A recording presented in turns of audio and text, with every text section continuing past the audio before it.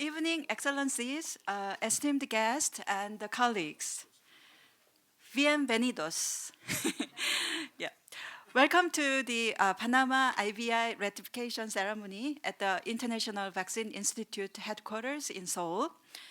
Today we are gathered here to celebrate the ratification of IVI's establishment agreement by the Republic of Panama. My name is Youngmi Jo. I'm Head of Global Affairs and Communications at IVI.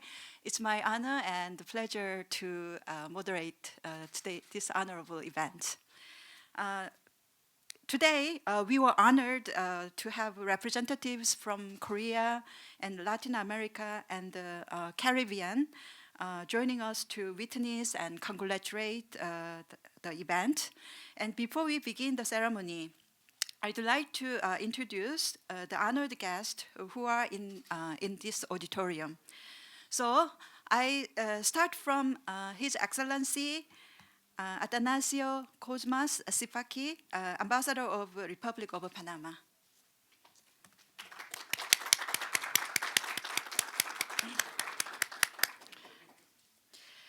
His Excellency Jae Wook Choi, Ambassador for Global Health Security, Ministry of Foreign Affairs, Republic of Korea.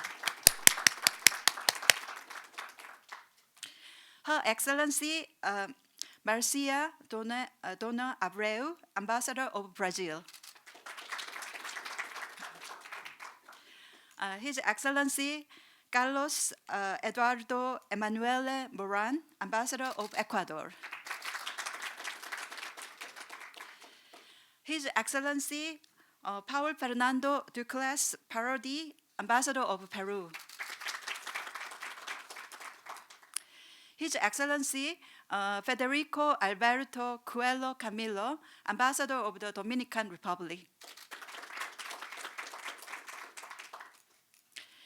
Her Excellency Sara Angelina Solis Castaneda, Ambassador of Guatemala. His Excellency Paulo Ernesto Scheiner Correa, Ambassador of Uruguay. Yeah, and Ms. Carla Bawenska Makoto Morales, yes, Charge d'Affaires AI, Embassy of Honduras. And do we have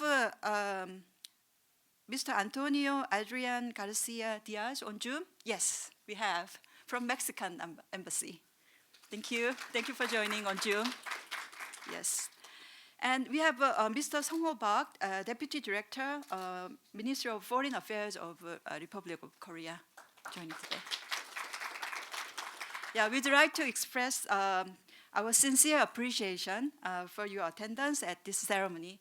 So very briefly, let me also introduce Dr. Jerome Kim, our Director General of IVI.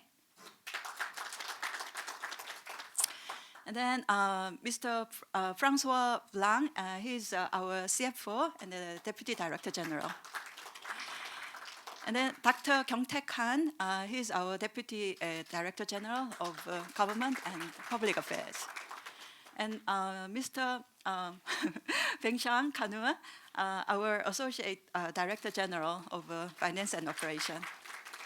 Yeah, and Suni, sorry, Suni, I forgot your last name. Yes. And Satya? Yeah. And we have Ondari. Yeah. Yeah, he's from Kenya. And Eri. Yeah. So thank you for joining today's event. And then now we will begin with the welcome remarks by Chairman of IVI Board of Trustees, Mr. George Bickerstaff, who is based in the US, and we'll hear from him through a pre-recorded video.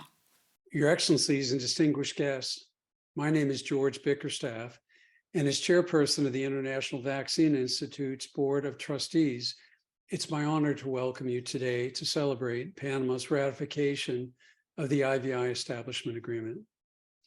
In the past 3 years, IVI has experienced unprecedented growth in its diplomatic relations, with 7 countries joining IVI as state parties, among them Panama stands out as one of the original signatories of the IVI Establishment Agreement, dating back to October 1996. In the midst of the COVID-19 pandemic, Panama's Ministries of Health and Foreign Affairs sought to finalize the process and worked with the National Assembly of Panama to successfully ratify the IVI Establishment Agreement in September 2022. We are grateful for this significant and meaningful decision by the government of Panama, as it demonstrates Panama's sustained commitment to advancing the development of vaccines for the use in global public health, and opens the opportunity to incorporate Panama's experience and expertise in our shared efforts to rid the world of infectious diseases. Panama's expertise was clearly demonstrated during the peak of the COVID-19 pandemic.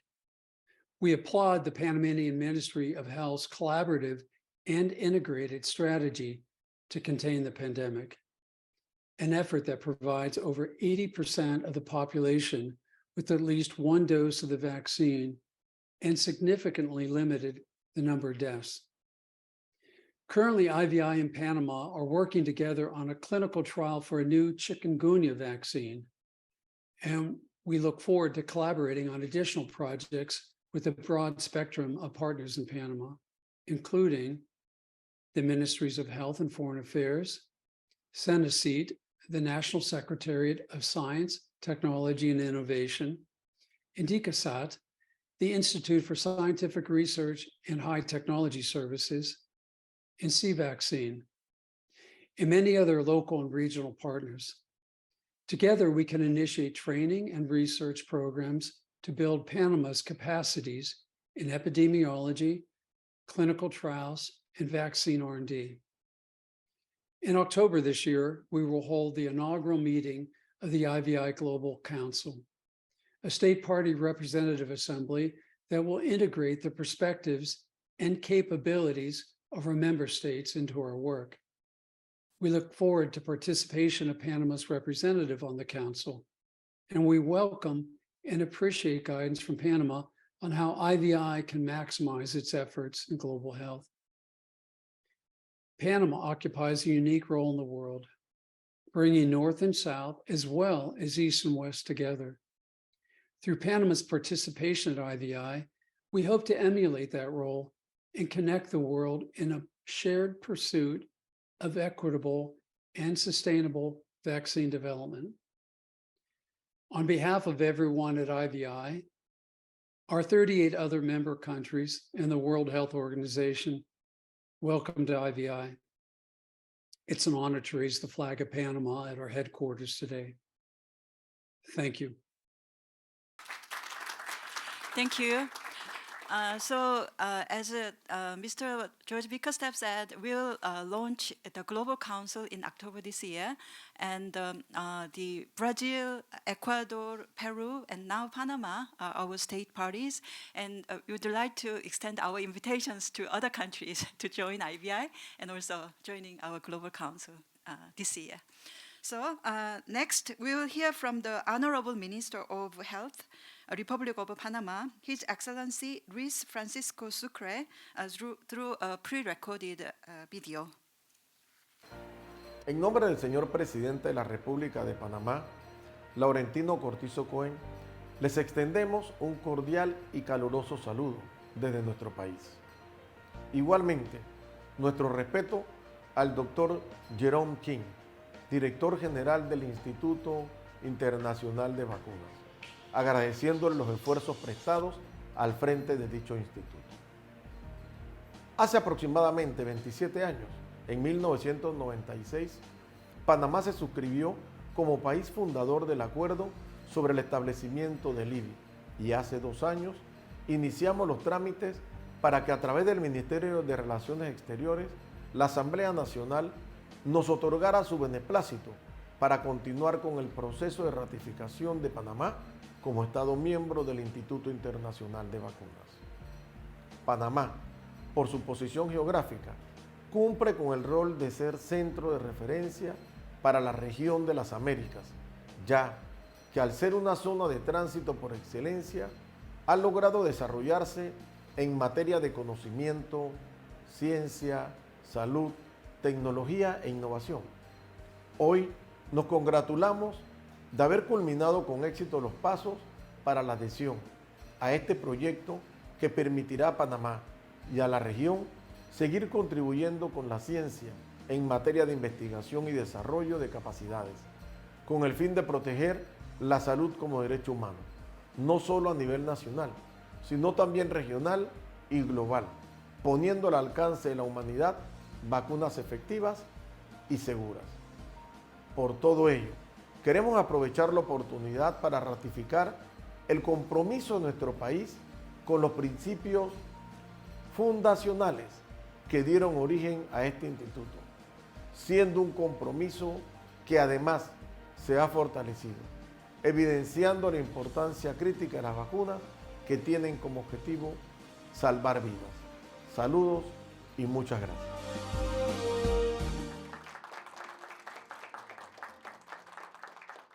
We greatly appreciate our minister's message. And now we'll invite the Ambassador of Panama to the Republic of Korea, His Excellency Atanasio Cosmas Sipaki, to provide his remarks.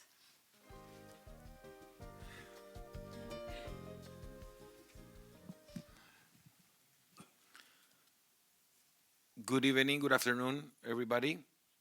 Dr. Jerome Kim, General Director of the International Vaccine Institute. Your Excellency, Jae Wook Choi, Ambassador for Global Health Security of the Ministry of Foreign Affairs. IVI members, good afternoon, colleagues, ambassadors, and heads of mission, friends all.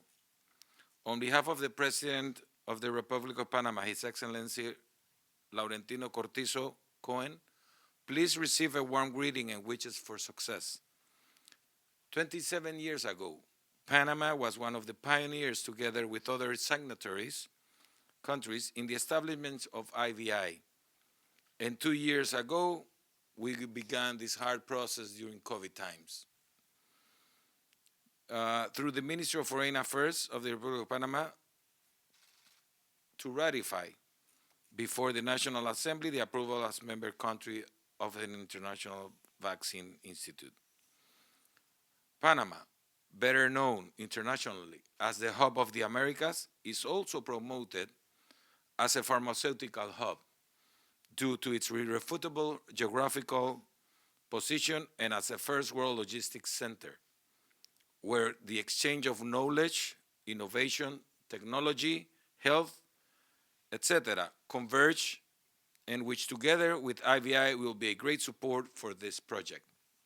Today, we take an important step in the region, completing our formal adherence to this very important project that will allow us to contribute to the science of effective research, development, and delivery of vaccines for local, regional, and global level, giving the benefit of health to everyone.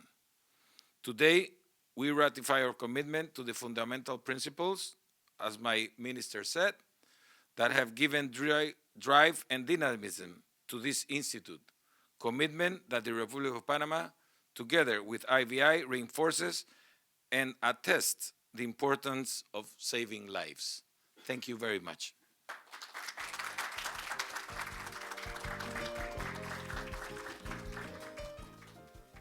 We are so grateful for Ambassador's enormous support, and this takes place thanks to Ambassador Cosmas. Yep. Next, we invite His Excellency Jae Wook Choi, Ambassador for Global Health Security, Republic of Korea, to deliver his congratulatory remarks.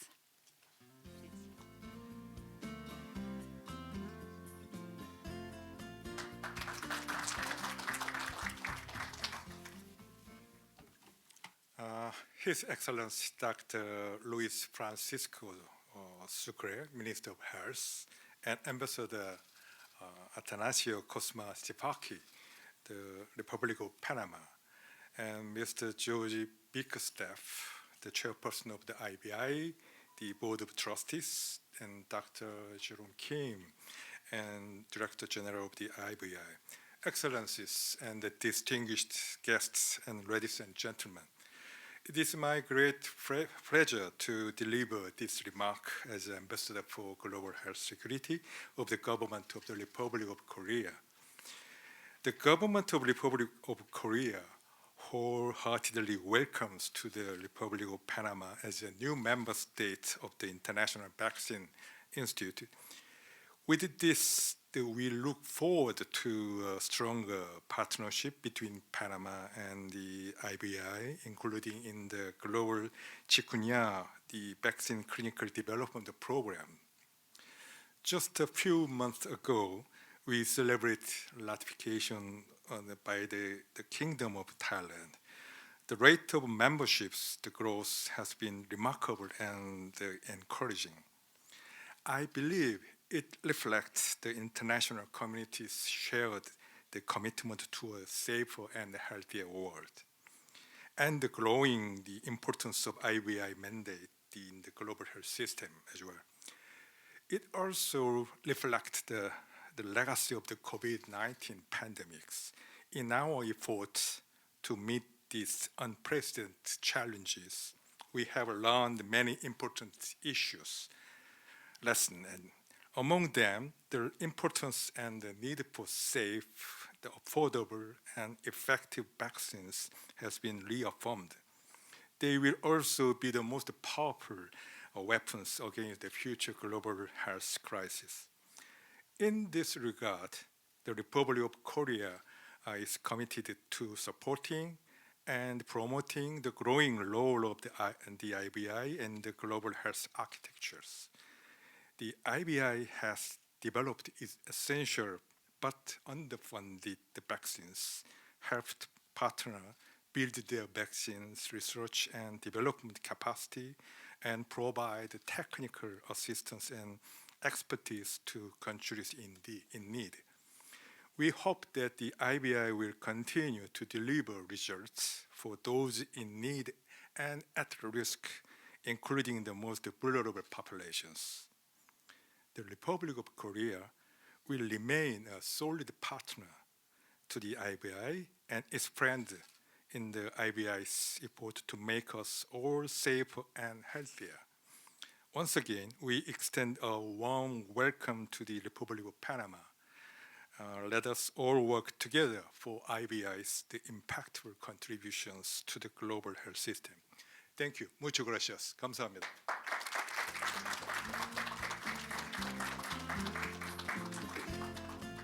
Thank you, Ambassador Chae.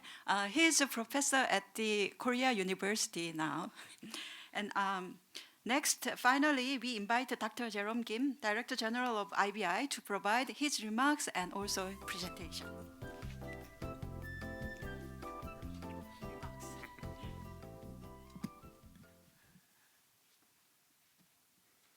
Good afternoon. Your Excellency Luis Francisco Sucre, Honorable Minister of Health, the Republic of Panama, Your Excellency Atanasio Cosmas Sifaki, Ambassador of Panama to the Republic of Korea, Your Excellency Jae Wook, Global Health Security Ambassador of the Republic of Korea, Excellencies and distinguished guests. It's our honor to host you today at the IVI headquarters to commemorate the ratification of the IVI Establishment Agreement by the Republic of Panama. Panama was one of the original signatories of the IVI Establishment Agreement. The former president of Panama, His Excellency Jorge Iuca, signed the agreement in October 1996 while serving as Panama's permanent representative to the United Nations in New York.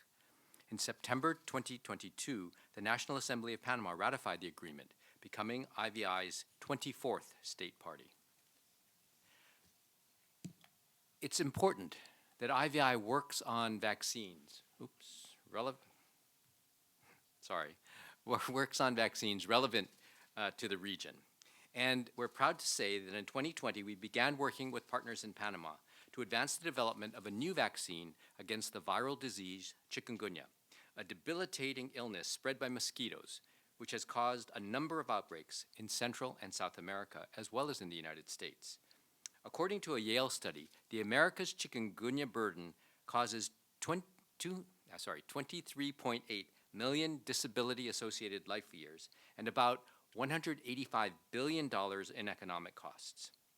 With funding from CEPI, the Coalition for Epidemic Preparedness Innovations, IVI is conducting clinical trials of Bharat Biotech's vaccine candidate in Thailand, Colombia, Costa Rica, Guatemala, and Panama. In Panama, we're working with C-Vaccine to conduct the trials, and early results are very promising. The deeper relationship between IVI and Panama carries great potential. Given Panama's strategic location, it could be an excellent site for hosting future IVI vaccinology training courses catering to a Latin American audience.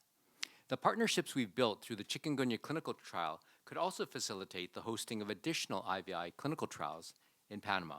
And we look forward to Panama's participation on the new IVI Global Council, which is slated to hold its inaugural meeting in October of 2023.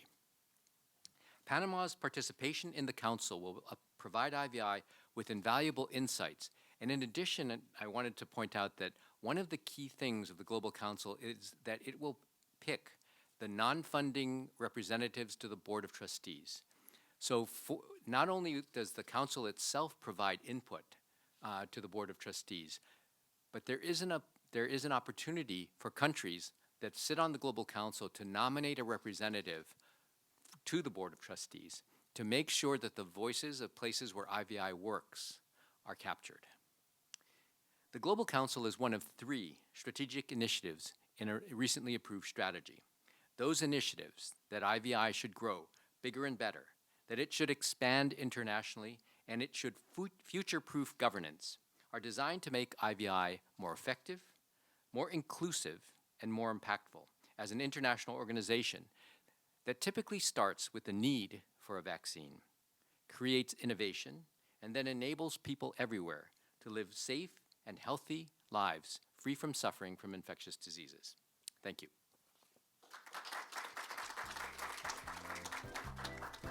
So I'll go on now quickly through the IVI presentation, and I think that several of the people here have seen this already. So I will go through it rather quickly, but I'm happy to answer any questions, and we can actually provide additional information and input as the need arises. So please feel free to call us. As you know, IVI is not United Nations, but we were chartered by UNDP, which actually unfortunately left IVI in 2016, but recently asked for readmission. So we think that that's really an important step forward, that we've re-engaged the United Nations in certain aspects of the importance of vaccines for development. Our mission is to discover, develop, and deliver safe, effective, and affordable vaccines for global health. And of course, our vision is to see developing countries free from suffering from vaccine-preventable infectious diseases.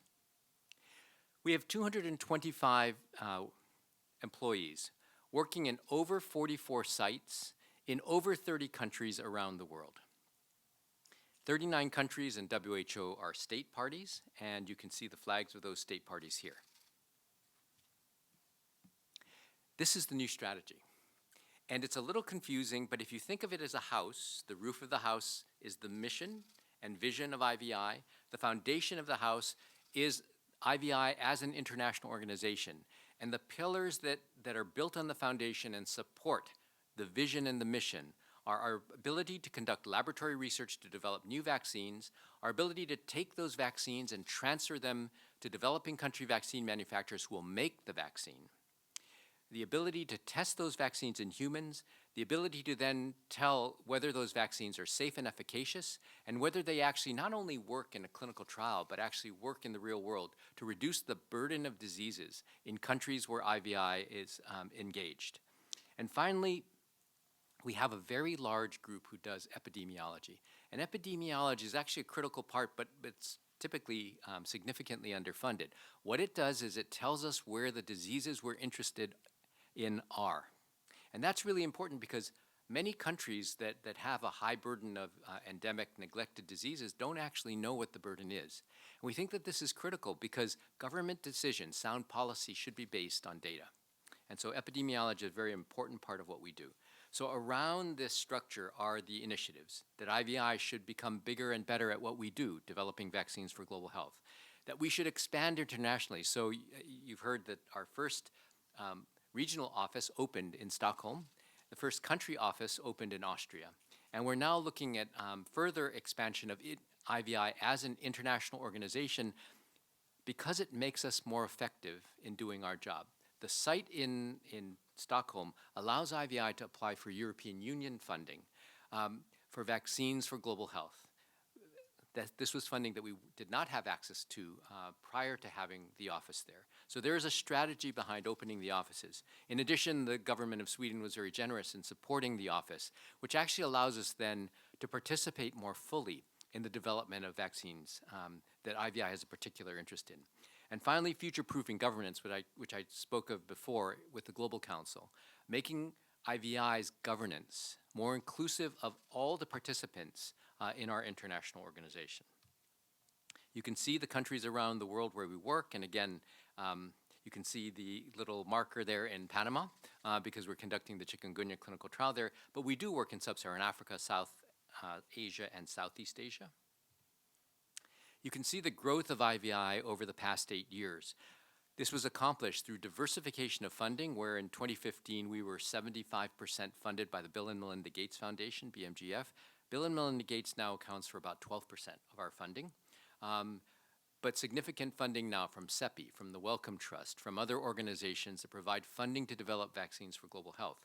We've also significantly expanded the number of vaccines that we work on, diseases that we work on, and you can see the difference between 2015, where really we worked on cholera, typhoid, and dengue, and today where we work on a host of different potentially vaccine-preventable diseases. In a snapshot, this is what IVI does. It's a bit too complicated to go into in detail, but if you think of what we do, discovering new vaccines, developing those vaccines, delivering them, and doing epidemiology and surveillance, what's shown in the light blue are the individual things that the teams at IVI do every day. If you look in the gray, those are the diseases for which we are working on vaccines. So you can see things of relevance to Latin America in not only chikungunya, but in Zika, in group A streptococcus, in diseases like tuberculosis. Diseases that are of major importance and significant burden all over the world. You can see also under development the vaccines that we're testing in human clinical trials. Under delivery, vaccines that are already approved. And why would we work on vaccines that are already approved? Well, often these vaccines, for instance, in the case of hepatitis E, needs to be approved by WHO. So we're developing the evidence that will allow WHO to approve and recommend this vaccine for use in outbreaks around the world. Or with human papillomavirus.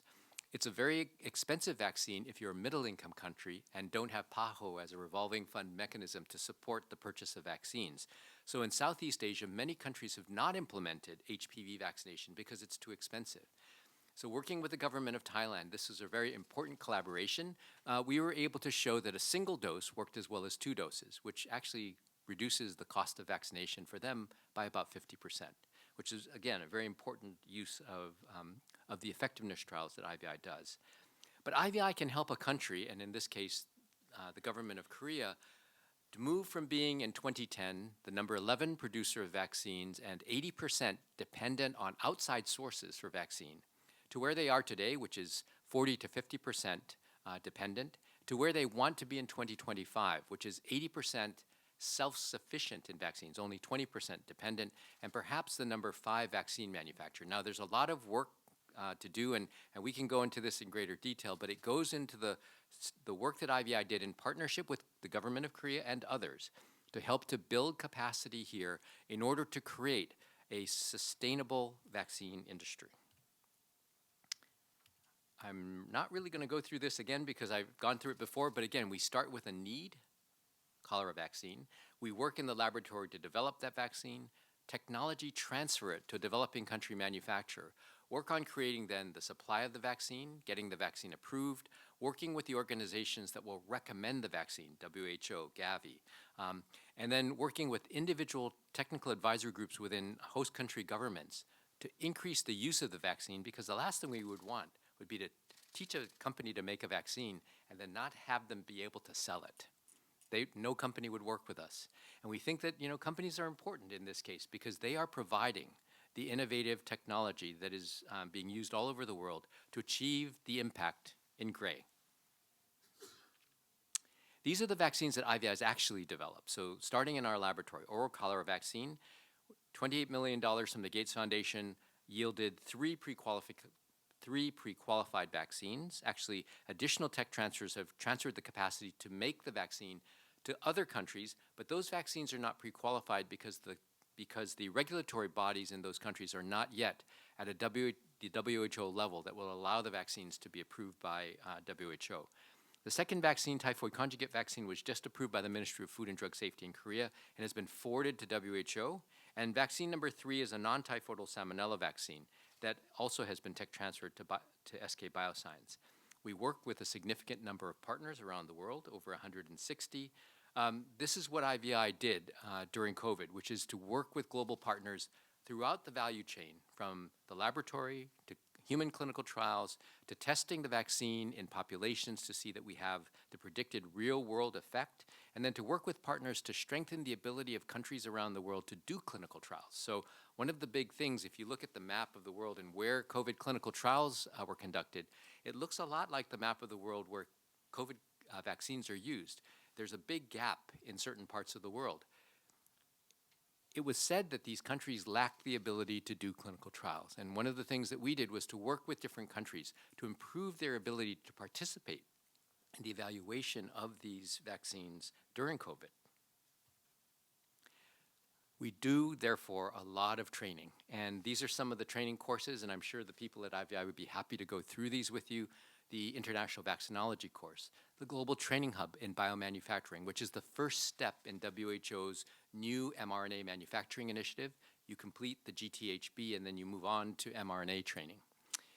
The work with the GHSA, work with ASEAN on vaccine security, and then technology transfer. And these are the technology transfers. We've done 12 technology transfers of 6 different vaccines through the 27-year history of IVI. And you can see some of the vaccines listed here. Actually, at the bottom is a vaccine transferred to Butantan. And that vaccine against dengue has been shown to be safe and efficacious, 79% efficacy against dengue in just recently announced results from that clinical trial. So thank you. Thank you, Jerome. This concludes the live coverage of the event on Zoom, and we appreciate Mr. Garcia's participation on Zoom. So next we'll move outside for a photo session and then a flag raising ceremony in the courtyard.